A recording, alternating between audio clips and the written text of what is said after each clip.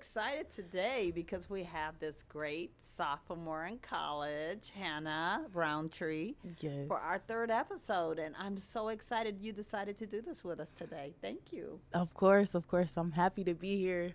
I'm so happy that we was able to get everything planned and on the book so we can be able to shoot here today. Well, that's really true. And if it weren't for the great guy from Creative, Mike Todd, it's just amazing to work with him. Yes. So we're excited too. But here at the Winner's Circle, we're excited because we want to talk about something very different. And in your group of, young professionals, women and guys, it's a lot right now. Yeah. You're dealing with what's going on outside of college. You're dealing with what's going on in college. So tell me about yourself. Tell me a little bit. Tell the audience. What's it like? So I am a junior in college.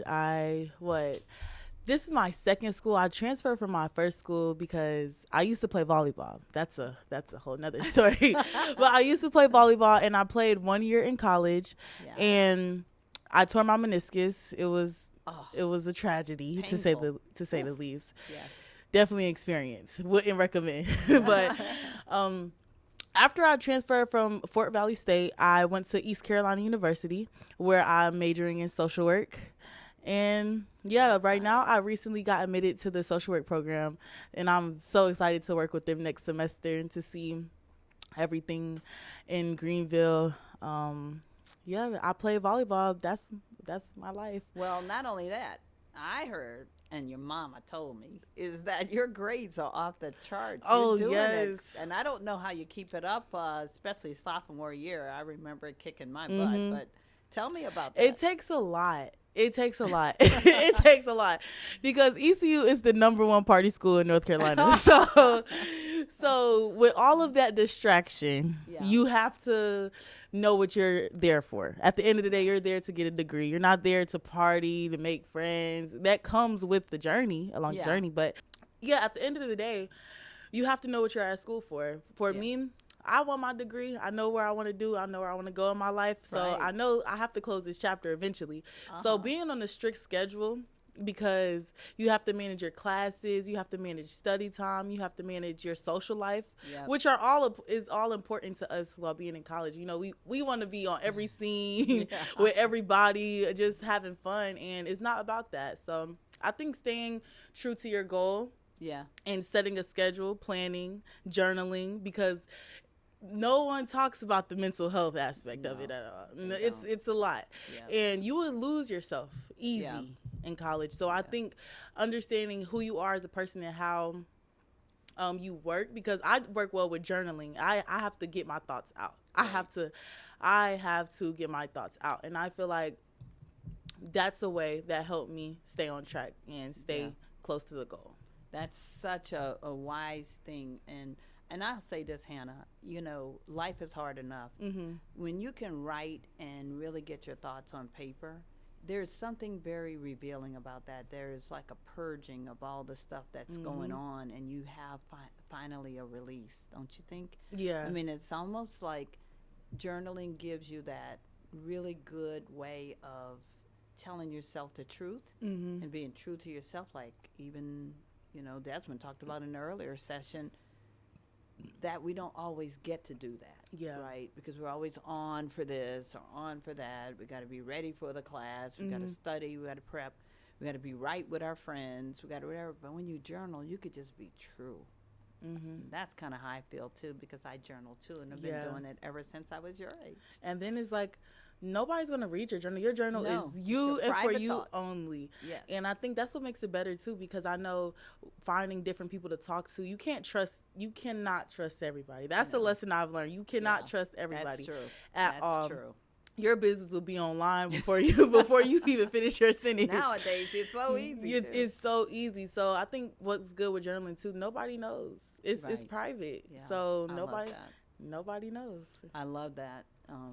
So you come today, and we are sharing because your interest, besides being a social worker, and I think you'll be a darn good one, is you're also saying to yourself, do I stop there, and what other people who were clinicians worked and had that same mindset that they would be a clinician the rest of their lives, or would they make a switch, or would they combine their careers?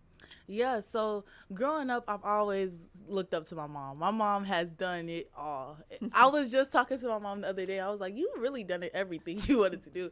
So looking up to her and seeing how she achieved her license, how she was consulting, and how she helped start up different companies, I was like, I want to do that. I don't know what I want to do. I don't know what I want to be, but I want to do it. So I sat down with myself and I was like, what does Hannah want to do? And I came up with therapy. I love therapy. Like, I'm a big advocate for therapy as well, because I go to therapy myself. And good for you. And I was like, okay, what's the role? How do I get into becoming a therapist? So I talked to my mom. She was like, a social worker. You can major in social work. And she's always told me, make sure you get a degree where you will always have money, where they'll always need you and you will always need them. So She's right. So I chose social work. And I'm going to be honest, before I chose the major, I didn't know much about it. I didn't know. So I did research. And once I did research, it really told me the social workers connect the people to the resources. That was like the main gist. And I said, oh yeah, that's definitely where I want to help. That's where you're at. That's definitely where I want to be and help at. So, but not stopping there and not limiting myself. Ownership. I want to get into ownership. So cool. Owning my own company, consulting, being like contracting with my license and helping. And also in the digital content creator world, I consume so much content in a day, is to where I know different TikTok sounds just off of hearing them. I can finish them. So I feel like I can make content. I've been creating content since middle school, off and on. So amazing. That's an avenue that I want to go down as well. I want to be a content creator. I want to be a social worker. I want to be a therapist. I want to be a podcaster. I want to be an owner. Like, I want to be so many things. And yeah, I think that brings that. There's nothing wrong with that. You can have the world because you have that mindset and you have a determination and you do have a good role model. You got to admit. I mean, your mom she is Shout out Dr. Kim. Yeah, shout out to Dr. Kim. You're right. And I got to say, you have also a great father in your life who is also doing great things and who kind of brings your other side of yourself. I think it's the creative and artistic side as well, because he's also a very, very cool guy. Yeah. He still thinks he can beat me at golf, but we have yet to see that. He thinks he can beat everybody at golf. He can't. Well, we're going to make sure we own up to that. But what do you get out of wanting those things? When it's all said and done, what's the real Hannah going to be? You know, are you going to be that person that feels like you've accomplished your goals if you get those things? Or do you think you're never going to stop? You're just going to keep reaching for higher? Oh, yeah, levels. I'm never going to stop. Stopping is not in the plan at all. Even when I get, 70, 80, I don't ever want to stop. I always, because if you stop, then you can't grow anymore. You just reach the dead end. I never want to get to that point where I reach the dead end, ever. There's always more to accomplish. Well, I love that. And in your school, in your class, you're looking forward to your junior year now. And that's happening in like a few weeks from now? Yeah, in August. Oh, my gosh. I'm excited. You're excited about it? Because you're really into your major now.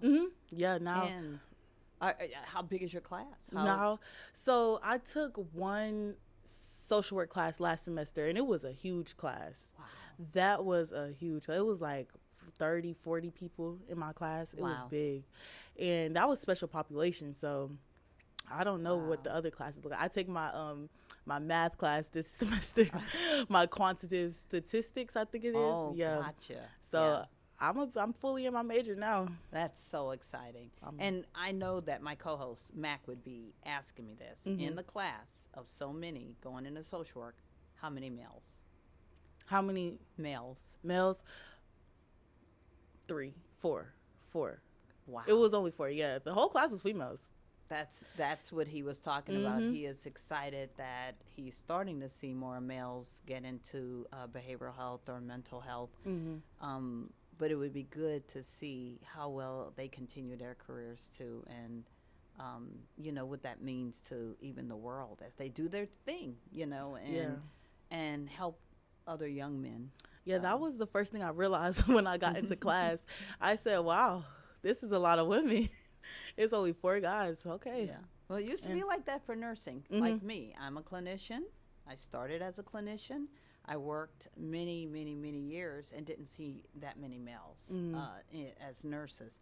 And then all of a sudden, I started seeing more and more. And they weren't just from the military, Sometimes that was how they got to be a nurse, because they were a medic in the Army or the Navy or, the Air Forces. And I found that now it is a routine thing to see in a class of graduate nurses that you see more males starting to do it. And like you, they're curious about how they can blend, more ownership or administrative type nursing as well. And I'm really excited to see that as I come to my travels around the country. So maybe South Carolina do the same thing, or North Carolina. North Carolina. Where did you? I was always wondering, how did you get into becoming the CEO of Winter Circle? Like, how did that come about?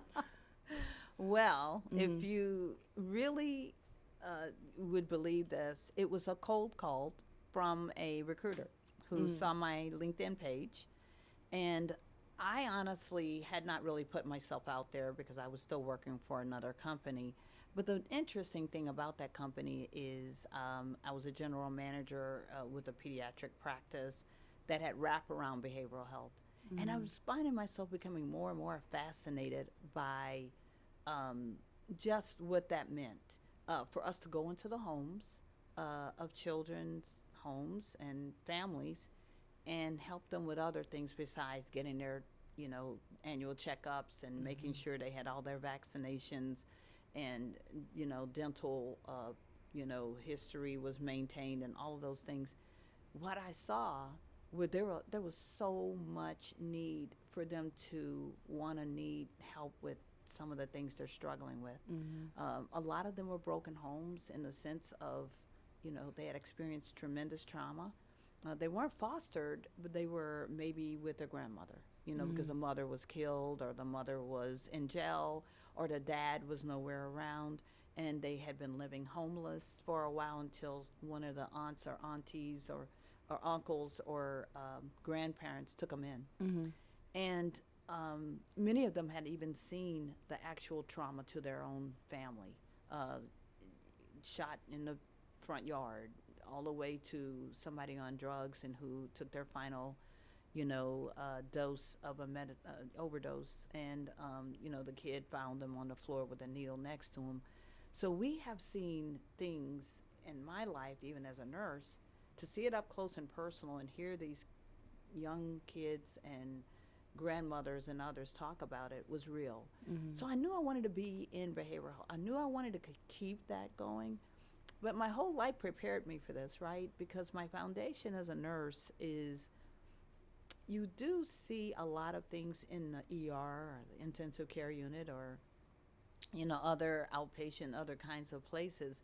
But you really don't take a lot of time that you do in mental health where you actually get into what was the root cause of what happened and where can you put some support and emphasis to that person's life. Like, what's the accent point, right? Like, are they just where they are? They're going to stay there? Or can we help them? Can we move them to a place that is, like Mac always puts it, he wants every person to be a champion. They got to win at life. And it's whatever is their life's win. Not everybody has the same one. I just felt like when I got to Winter Circle, I could really tell that what they touted was real. Like, it really was happening. So when Mac flew to New Orleans to interview me, I was amazed. I was mesmerized. There was another guy there, of course, who was, really supporting the effort. But honestly, I couldn't stop listening to what he was saying. He had so much interest in making his company just thrive and be there for more people. And to me, that was just enough for me to say, I don't know, this is going to be the way I end up with Winter Circle, but some way, somehow, I need to work with this guy. And that's kind of how I got here. He eventually, after a few days of that interview, I got a call saying they would like you to join them. Mm-hmm. So I can't even tell you how much that means to me a year and a half in. Yeah. Whenever you said you had experience with like people with getting shot and stuff like that, when you're in the field, how do you take care of your own mental health? Because I know it can be demanding. Oh my God. I got to tell you, look, I've seen a lot of things, you know, in my life, and some very, very, very tragic things. And I always tried to empathize with the families who had to live with whatever happened. But seeing it up close and personal when a 14-year-old girl tells you she was raped every day of her life and now can't even imagine loving anybody but the person who raped her, who was her father.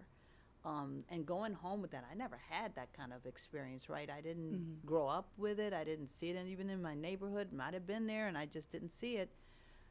I was devastated, and so I think I journaled more. I think my release is always to, as you know, self-reflect and see what it means to me, and if there's anything I could do, the best you could do sometimes for people, even if you don't have the expertise yourself, is pray for them and continue to check on them. Not to become a dependency to them, but to give them some kind of hope that their very best is still on the way, that there's still a way for them to get to a place of solitude and of peace, and that they can still make their dreams come true. Yeah. So I just have to reflect on that, and I honestly can't tell you I didn't cry sometimes. So. Yeah. I know you say you self-reflect. How do you self-reflect? Because a lot of people don't know how to self-reflect. Because before I started self-reflection, I asked ChatGPT. I had to ask ChatGPT how to self-reflect properly so it can actually be helpful to me in my progression. Well, I will tell you, I take in the week that was. I write the things that went down the way I had hoped they would go down. And then the things that didn't go so well, I write them too. What were the things? Why were they not where I wanted them to be? And, you know, what would I have done better? And I write those things seriously in my journal. I don't just journal, like tell a story, you know, dear God, I got a fresh hell I have to deal with or whatever. I actually talk about who are all involved in that and how it made me feel, and how can I, you know, continue without letting the memories overtake the place I'm supposed to be with that. And so it's a difficult process because you're real with yourself, right? You're very truthful about the good, the bad, and the ugly.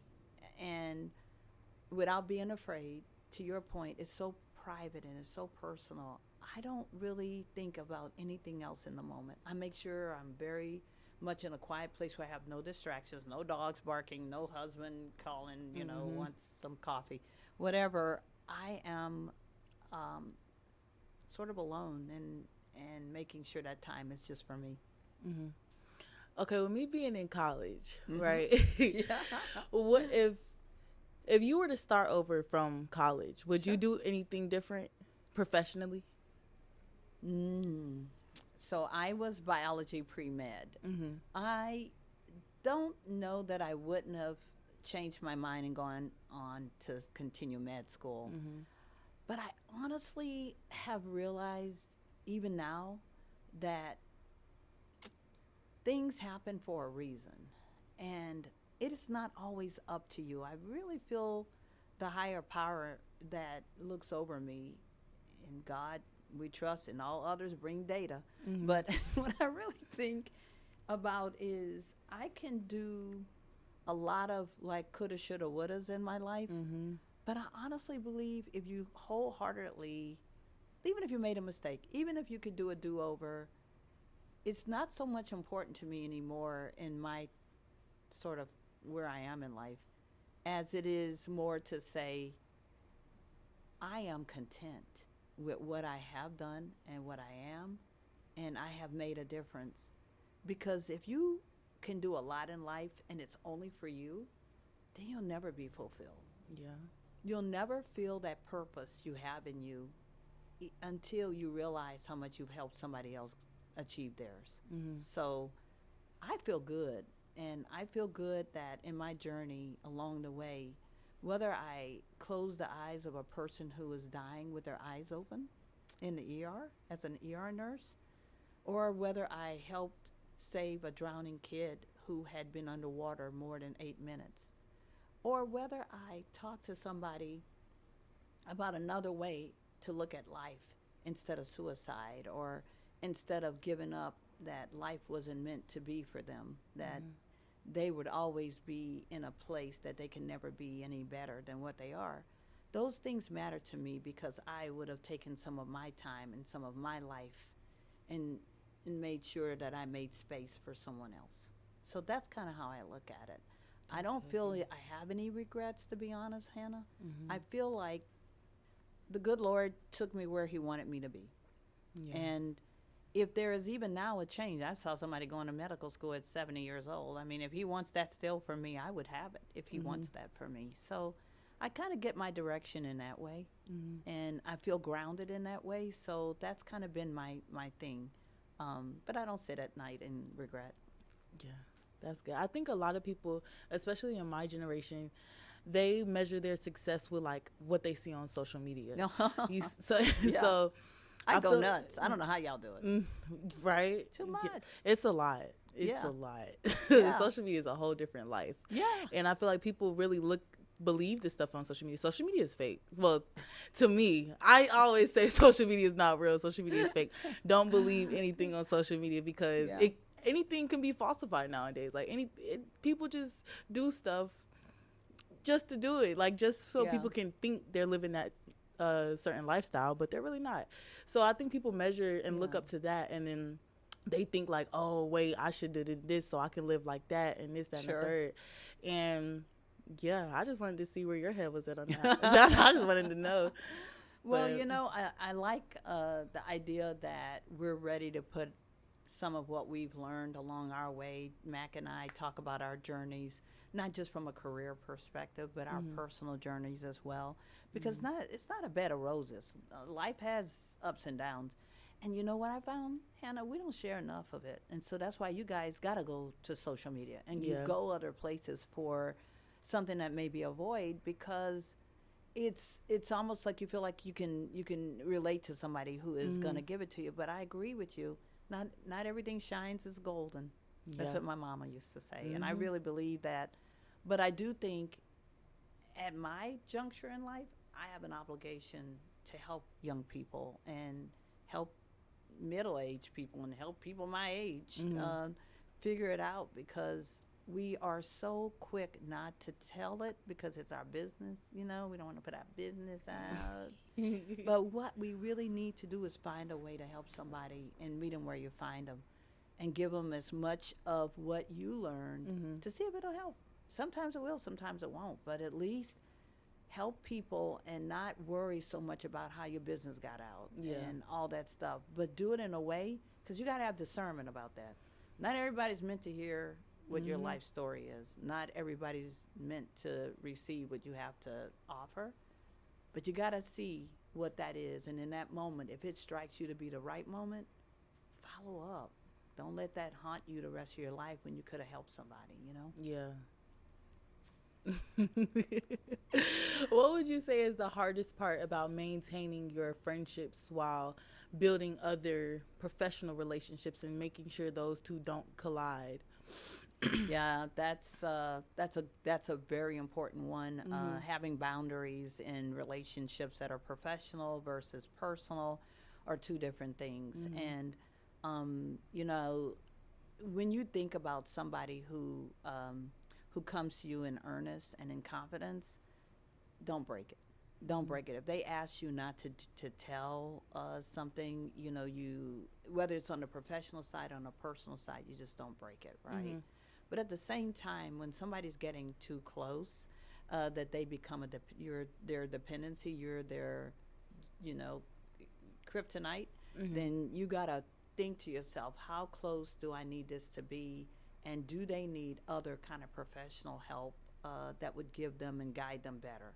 And you must be wise enough to acknowledge that and to be truthful to the other person, because if you're not, they might think you're the only reason I live, and that can't happen, right? Yeah. You cannot be everything to everybody, and you can't always be there for that person because you're not that capable of doing that, right? So I try my best to discern between the two. Rarely have I seen that happen in my life. People know where they stand. I'm not trying to say I'm she who must be obeyed all the time, but when I have to get real with somebody who I really care about, even here at Winter Circle, I'm real with them, and they know that. They know that line is like, oh, she's making sure I know where I stand, because love is a tough thing to handle sometimes.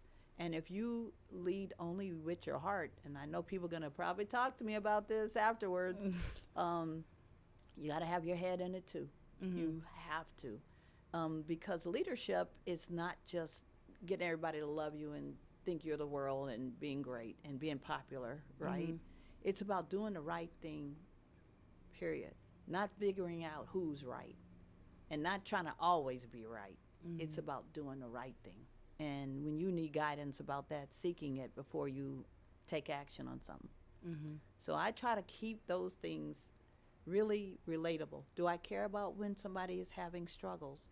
You know, maybe they had a death in their family, maybe they had a miscarriage, maybe they had an argument with somebody they care about, and now they're going through a horrible time, a divorce or worse. All I could tell you is I am going to always have empathy, but I'm also going to make sure I have that line that says, what do you want to do? Do we need to give you a leave of absence? Do we need to do whatever? And then get back into the business I'm supposed to be in. Do you have any advice to any college students seeking a career in behavioral health? Oh, man. If it even remotely interests you to be in behavioral health, it's almost like the Nike thing, just do it. Just do it. Go in. You don't have to know everything. My advice is to definitely, like you did, Hannah, do your homework. Make sure it's something that you can manage. I mean, I had nurses faint in the first, student nurses faint in the first time they saw blood or, whatever. They thought they couldn't be a nurse anymore. That's not the test, right? It's what is in your heart. And then after doing your research, if it still intrigues you enough, then follow your dream. What made you want to do it? I know some people just want to have a career so they can make, $1. And like you said, to always be there. People always need some help. Or they got both in mind. I want to make a living because that's my living, right? I got to make a living. But I also want to make a difference. So you got to see what motivates you. And I really don't want to see any people who are just interested in voyeurism be in it, because then you really don't have that empathy that you need to have at the time you need to pull it out, and you're just structured textbook. Got to relate to people. Yeah. And so I think it's important that they need to know. But if some people want to be a social worker and they can't stand talking to people, that might be a problem. Yeah, definitely. A lot of people don't think about that. No. Like the little things that you need to do well in the profession. They don't think about that. No. They just, they see is dollar signs. Yes, exactly. That's all they see. People, that's all they see. People don't realize everything that comes with the profession. Sure. But yeah.